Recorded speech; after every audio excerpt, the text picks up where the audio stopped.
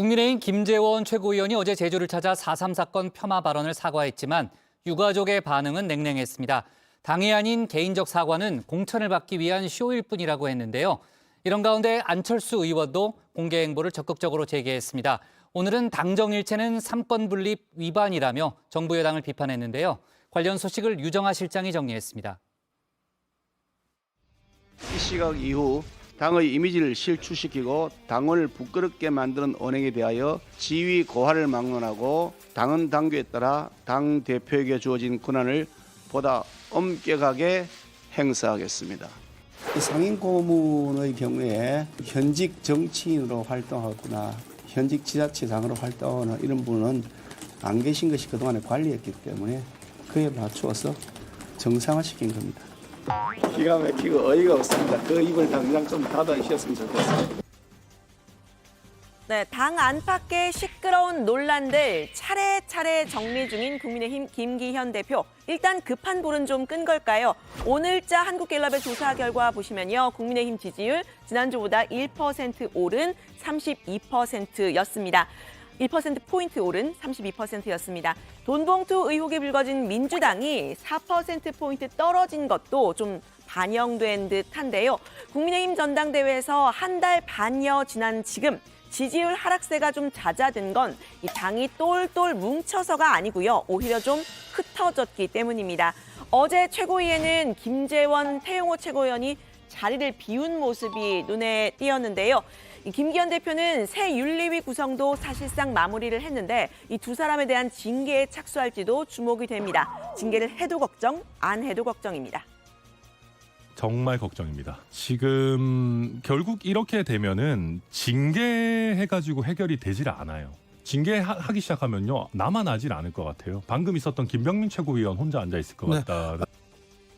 네, 최고위에 불참한 김재원 최고위원은 제주도로 갔습니다. 4.3 사건 추념일은 3.1절, 광복절보다는 격이 낮다. 이렇게 말했던 발언에 대해서 사과를 했는데요.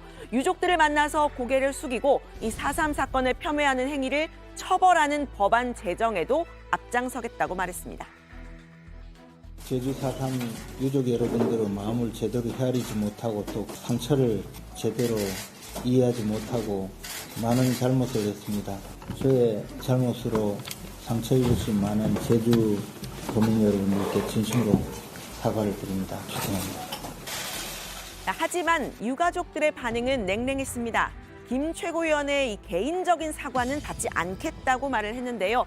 당 차원의 입장이 정리돼야 하지 않느냐, 재발을 방지하겠다는 최소 대변인 논평이라도 있어야 하지 않느냐라고 이야기를 한 겁니다. 김 최고위원은 개인적으로 4.3 평화공원을 참배했다 이렇게 이야기를 했고요. 제가 당의 입장까지 말씀 못 드려서 죄송하다고 했습니다. 일부 참석자는 간담회 중간에 퇴장하면서 이렇게 말했습니다. 퇴장하겠습니다. 퇴장하겠습니다. 나시죠. 이런 사과를 뭐라 그럽니까? 이런 사과를. 당 지도부 입장도 없고. 쇼하러 온 거 아니에요? 쇼하러. 총선 못 나가니까. 징계받으면 총선 못 나가니까 쇼하러 온 거 아닙니까? 말도 안 되는 말도 안 되는. 이런 자리에 왜 우리가 유족분들 여기 있으니까 나가시죠. 우리가 들러리입니까? 김재원 최고의 들러리예요. 이 쇼 아니 뭡니까 이게? 네, 사실 김재원 최고위원이 4.3 추념일에 격을 언급하게 된 이유가 있었죠. 올해 4.3 추념식에 윤석열 대통령, 국민의힘 지도부 모두 불참한 걸 감싸려다가 나온 말이었습니다. 그보다 이전에는요. 전당대회에 출마한 태용호 최고위원이 이 4.3 사건은 김일성의 지시로 촉발됐다라고 했던 발언. 제주도민들의 분노가 여기서부터 시작이 됐는데요. 정작 태 최고위원은 사과를 거부한 상태죠. 4.3 사건의 장본인인 김일성 정권에 한때 몸담궜던 사람으로서 제주 4.3 사건에서 희생된 유가족분들과 희생자분들을 위해서 진심으로 무릎을 꿇고 용서를 빕니다.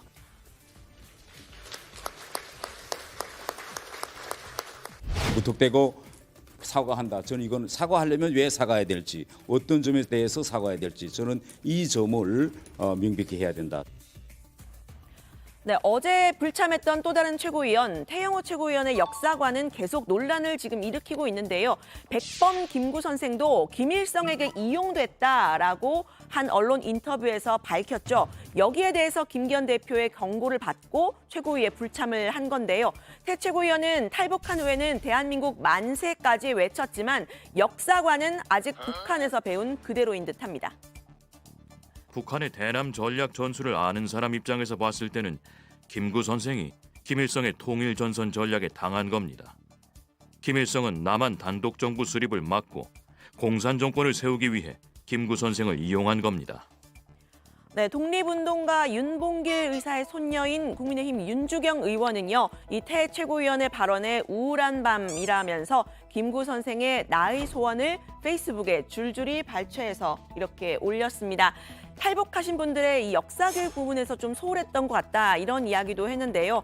태 최고위원의 표현은 김일성이 한 말이라면서 우리 스스로가 우리 역사를 부끄럽게 하는 것이라고 비판했습니다. 그건 김일성이 한 말이다. 그걸 이용당했다고 하는 것은 우리 스스로가 우리 역사를 부끄럽게 하는 것이다. 통일 정부를 위해 마지막까지 노력하신 그 모습을 우리가 기억하고 거기에 대해서 자긍심을 가지는 것이 우리가 마땅히 해야 할 일이라고 생각한다. 네, 이 최고위원들의 이딴 설화요, 활동 자제 요청이나 인터뷰 금지 같은 임시 방편으로는 해결이 어려울 거라는 지적이 나오고 있죠. 급한 불은 껐지만 잔불은 여전히 남아 있다는 겁니다. 김기현 대표도 무슨 인터뷰 금지라니, 무슨 당 대표가 뭔데 지가 그 최고위원들한테 인터뷰를 금지시키고, 멍청한 말이 안 되잖아요. 무슨 인터뷰를 금지를 하고, 그 사람들 뇌의 의식 구조를 자기가 가서 바꿔놓지 않는 한은 계속 그런 소리 나올 건데 뭘 어쩔 거예요, 그걸. 네, 당내에서는 자진 사퇴론도 나오고 있습니다. 현실적으로 징계가 어려울 거라는 생각 때문인데요. 당원권 정지 징계 중인 이준석 전 대표는 징계 기준을 잡기도 수위를 정하기도 힘들 거라고 말했습니다. 지금 징계하면은 약간 이게 기준을 정하기가 너무 어려울 겁니다. 제가 봤을 때는 4.3에 대해 가지고 그런 비슷한 생각을 가진 사람들이 당에 좀 많을 거거든요. 아니 징계 수위도 어떻게 정하겠어요? 예? 사자성어 쓰면 1년인데 양도고요. 네, 안철수 의원은 당심 100%로 전당대회를 치른 것 자체가 문제였다, 이런 근본적인 문제를 제기했는데요. 전당대회에서 이 패배한 이후에 총선을 1년 앞두고 최근 공개 행보를 재개한 모양새입니다. 거슬러 올라가면 저는 당심 100%로 이번 전당대회가 치러진 것부터 시작했다고 봅니다. 총선은 민심이 결정하는 거니까 총선에서도 어느 정도 성과를 거둘 수 있을 거라는 기대가 있는데 우리 같은 경우는 그것과 완전히 반대로 간 거죠. 네, 윤심으로 치렀던 지난 전당대회 유력 당권 주자였던 유승민 전 의원, 나경원 저출산이 부위원장이 차례로 출마를 접었었죠. 인수위원장을 지냈던 안철수 의원은 완주를 했지만요. 이른바 윤핵관과 대통령실의 노골적인 비판을 받으면서 곤욕을 치렀습니다. 안윤연대라는 표현을 누가 썼습니까? 그건 정말 잘못된 표현입니다. 대통령과 후보가 어떻게 동격이라고 지금 이야기를 하는 겁니까? 당원들께서는 최근 당내에서 벌어지고 있는 집단적인 이전 투구에 대해서 정말 해도 너무한다는 말씀을 하고 계십니다. 네, 안 의원은 오늘 이 정부 여당이 내세우고 있는 당정일체라는 말, 삼권 분립이라는 민주주의의 기본 원칙과는 정면으로 배치된다면서 이 대통령실과 국민의힘에 작심한 듯 쓴소리를 했는데요. 내년 총선, 특히 수도권에서는 빨간불이 켜졌다고도 말했습니다. 경기도 분위기 굉장히 험악합니다. 와서 이렇게 사람들 만나보면 느끼실 수 있습니다. 지금 현재 수도권 121석 중에서 17석 가지고 있거든요. 그러니까 그보다 더 줄어들 수도 있지 않을까. 네, 그래서일까요? 안 의원 본인부터 수도권 선거에 매진하고 있는 그런 모습인데요. 지역구인 경기 성남 분당 갑 활동에 아주 열심입니다. 다음 달에는 분당 서현 초등학교에서 교육을 주제로 토크 콘서트를 연다고 하는데요. 대선 후보와 당 대표를 지낸 바 있는 전국구 정치인 안 의원이 지역에 집중하는 이유, 윤심 전략 공천설에 휘둘리지 않겠다라는 뜻을 분명히 한 것으로 풀이가 됩니다. 김은혜 수석이 혹시 다시 여기로 오겠다 하면 뭐 양보한다든지 이런 생각은 전혀 말도 안 되는 소문이군요. 여기로 오시지는 않을 것 같은데요. 보통 지금까지 뭐 정치라는 게 1, 2년 한 게 아니라 역사가 있기 때문에요.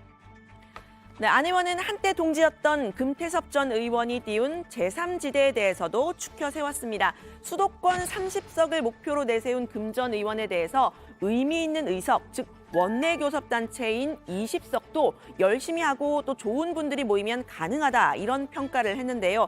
제3지대가 등장을 하면 민주당보다는 국민의힘에 더 타격이 될 거라고도 말했습니다. 민주당이 지난 정권에서 했던 잘못된 정책, 입장에 따라 말을 바꾸는 내로남불, 그 모습을 유권자들은 아직 잊지 못하고 있습니다. 더 근본적이고 큰 문제는 윤석열 정부의 모습 그 자체입니다.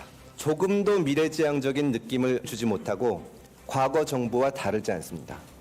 지난번 대선 때 이렇게 보시면 2030이 지지하고 중동층, 무당층들이 지지를 해서 0.73% 겨우 이겼거든요. 근데 이 층들이 실망이 굉장히 커서 지금 10%대인다가 3당이 생긴다면 이분들이 다 그쪽으로 가실 겁니다. 그렇게 되면 사실은 더 타격받는 건 국민의힘인 거죠.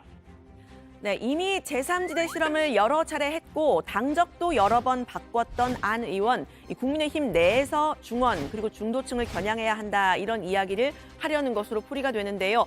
하지만 현실에서 국민의힘은 여전히 그 우경화된 보수의 그림자가 어른거리고 있습니다. 당 밖에서 당을 흔드는 사람, 여전히 결별을 미루고 있는 사랑제일교회 목사 전광훈 씨에 대해서는 들어가서 더 이야기를 해보도록 하겠습니다. 목사님을 좋아하는 사람이 여기에 더 많이 있는데 아니 왜 홍준표하고 몇 사람 때문에 목사님 왜 우리를 버리고 가려고 합니까? 그러면 제가 물었어요. 그러면 200석 할 자신 있어? 목사님이 도와주면 자신 있습니다. 네, 국민의힘 지도부는 어제 윤석열 대통령과 면담을 한 후에 만찬을 함께했다고 하는데요. 윤 대통령은 방미 관련 안보, 경제 협력에 대해서 설명을 했고 당은 대통령 출장 중에 국회에서 처리할 예상 법안에 대해서 보고를 했다고 합니다. 설화 논란이 불거진 김재원 태영호 최고위원에 대한 이야기는 없었다고 하는데요. 관련 소식 앞으로도 다정회에서 전해드리도록 하겠습니다. 오늘 발제는 이렇게 정리합니다. 김재원 최고위원 사과에도 제주 4.3단체 공천 받으려 쇼, 활동 재개한 안철수 의원, 김은혜 수석 분당 안 올 것.